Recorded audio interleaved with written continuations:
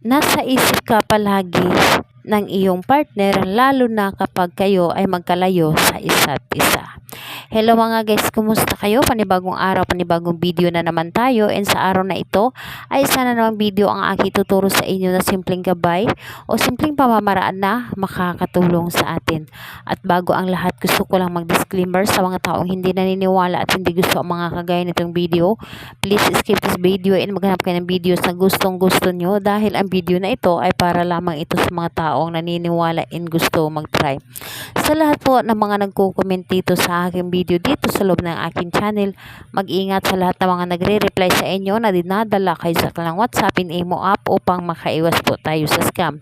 Ngayon po ituturo ko sa inyo paano tayo lagi nasa isip ng taong mahal natin, lalo na kapag ito ay nasa malayo. Yung tipong kahit ano man ang gagawin niya ay hindi tayo mawawaglit sa kanyang isipan.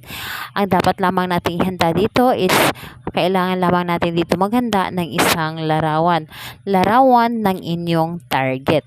So okay lamang na kahit printed ito o di kaya larawan na nasa loob ng inyong cellphone, wala itong problema. So ayun po, kapag handa na yung larawan niya, dapat ay ihanda rin ang inyong sarili. Sa lagi ko pong sinasabi sa inyo na kapag gagawa tayo ng isang ritual, buo dapat ang ating loob, tiwala at paniniwala, at hindi tayo dapat na magdududa.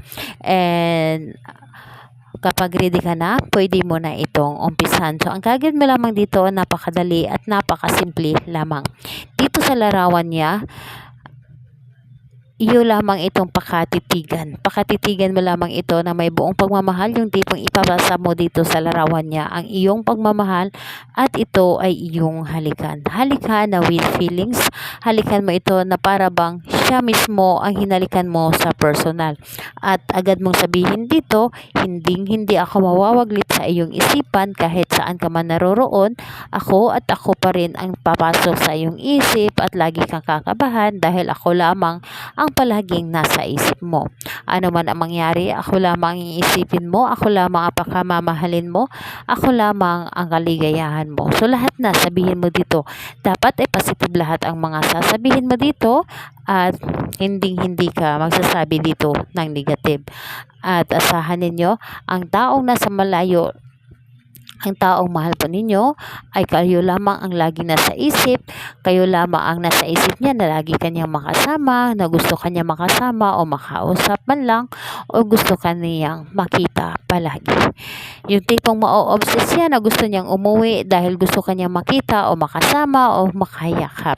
So ayun po, dito po kahit anong oras at araw, pwede mo itong gawin as long na gustong gusto mo siyang gawin, na para bang hinihila ka na gawin mo ito.